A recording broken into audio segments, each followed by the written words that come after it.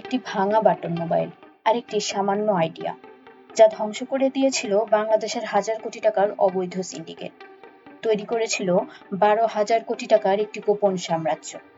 এমন একটি সাম্রাজ্য যার লোভ সামলাতে না পেরে বিশ্বের সবচেয়ে বড় ধনকুবের বিল গেটস এবং চীনের জ্যাক মা নিজে এসে এই দেশে টাকা ঢালতে বাধ্য হয়েছিলেন। আজ আপনি, আমি এবং পুরো বাংলাদেশ প্রতিদিন এই জিনিসটা ব্যবহার করছি, কিন্তু এর পেছনের আসল খেলাটি 99% মানুষই জানে না। আজ থেকে 15 বছর আগে যখন দেশের বড় বড় ব্যাংকগুলো এই আইডিয়াটিকে পাগলামি বলে তাড়িয়ে দিয়েছিল, তখন কিভাবে দুটি ভাই পুরো দেশের ভাগ্য বদলে দিল। কেন এই কোম্পানিকে বাংলাদেশের ইতিহাসে সবচেয়ে সফল এবং সবচেয়ে বিতর্কিত বলা হয়। আজকের ভিডিওতে আমরা উন্মোচন করব বিকাশের সেই অজানা এবং রোমাঞ্চকর ইতিহাস। 2007 সাল, ঢাকা শহরের হাজার হাজার গার্মেন্টস কর্মী, রিক্সা চালক বা ছোট চাকরিজীবী মাসের শেষে যখন তাদের উপার্জিত টাকা গ্রামে থাকা মা বাবা বা স্ত্রীর কাছে পাঠাতে চাইতেন, তখন তাদের সামনে এক নরক যন্ত্রণার পথ খুলে যেত। ব্যাংকে টাকা পাঠাতে হলে প্রয়োজন হতো জাতীয় পরিচয়পত্র, ছবি এবং এমন অ্যাকাউন্ট যা খোলার যোগ্যতা সাধারণ মানুষের ছিল না। উপায় না দেখে মানুষ বেছে নিত অত্যন্ত ঝুঁকিপূর্ণ পথ।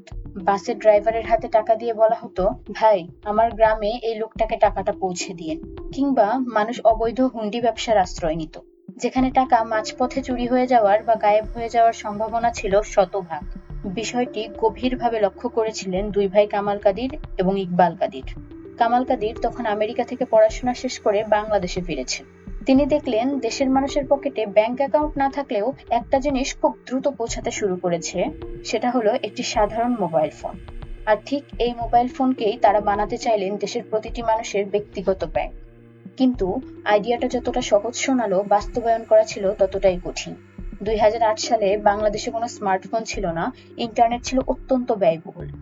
কামাল কাদির বুঝলেন তাদের এমন প্রযুক্তি ব্যবহার করতে হবে যা একটি 2500 টাকার সাধারণ বাটন ফোনেও কাজ করে। আর সেই জাদুকরী প্রযুক্তির নাম ছিল ইউএসএসডি, যা আজ আমরা *247# নামে চিনি। কিন্তু শুধু প্রযুক্তি থাকলেই তো হবে না, বাংলাদেশ ব্যাংকের লাইসেন্স এবং একটি বড় ব্যাংকের ব্যাকআপ প্রয়োজন ছিল। কামাল কাদির তখন কড়ানাড়েন ব্র্যাক ব্যাংকের প্রতিষ্ঠাতা দূরদর্শী মানুষ স্যার ফজলে হাসান আবেদের দরজায়। স্যার আবেদ এক মুহূর্তেই বুঝতে পেরেছিলেন এই আইডিয়ার ক্ষমতা। তিনি বুঝতে পেরেছিলেন এটি কেবল ব্যবসা নয়, এটি দেশের ভাগ্য বদলের হাতিয়ার। অবশেষে ব্র্যাক ব্যাংক ও মানি ইন মোশনের যৌথ উদ্যোগে 2011 সালের 21শে জুলাই জন্ম নেয় বিকাশ। কোম্পানি তৈরি হলো, নাম দেওয়া হলো বিকাশ, যার অর্থ সমৃদ্ধি বা গ্রোথ। কিন্তু এবার সামনে এলো এমন এক হিমালয় সম বাধা যা এই পুরো প্রজেক্টটিকে ধ্বংস করে দিতে পারত। বাধাটি ছিল মানুষের অবিশ্বাস।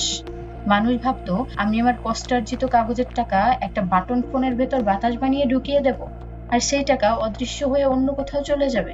এটা কিভাবে সম্ভব? যদি টাকা গায়েব হয়ে যায়, আমি কাকে ধরব? এই চরম অবিশ্বাসের দেয়াল ভাঙতে বিকাশ এক অবিশ্বাস্য মাস্টার স্ট্রোক খেলল। তারা তৈরি করলো বিকাশ এজেন্ট নেটওয়ার্ক। গ্রামেগঞ্জে পাড়ার মোড়ের মুদি দোকানদারদের তারা বানালো তাদের পার্টনার। বিকাশ বুঝতে পেরেছিল মানুষ হয়তো মোবাইল প্রযুক্তিকে বিশ্বাস করে না, কিন্তু তারা তাদের পাড়ার চেনা মুদির দোকানদার রহিম ভাইকে বিশ্বাস করে। এই এজেন্টদের বলা হলো হিউম্যান এটিএম বা মানুষের তৈরি এটিএম বুথ। নিয়মটা সহজ করা হলো, আপনি দোকানে গিয়ে টাকা দেবেন, এজেন্ট তার ফোন থেকে একটি মেসেজ পাঠাবে, আর সাথে সাথে আপনার মায়ের ফোনে টাকা পৌঁছে যাবে। মা সেই টাকা পাশের দোকানের এজেন্টকে দেখিয়ে আসল কাগজের নোট হাতে পেয়ে যাবেন। ব্যাস, মানুষের মনের ভয় নিমিষেই কেটে গেল। 2014 সালের মধ্যে বিকাশ বিশ্বের অন্যতম দ্রুত বর্ধনশীল মোবাইল ফাইন্যান্সিয়াল সার্ভিসে পরিণত হলো।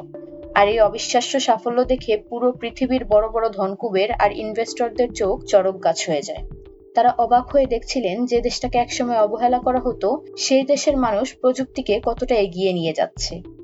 প্রথমে বিশ্ববিখ্যাত Bill and Melinda Gates foundation বিকাশে বিশাল ইনভেস্টমেন্ট নিয়ে আসে। এরপর ঘটে সবচেয়ে বড় ধামাকা।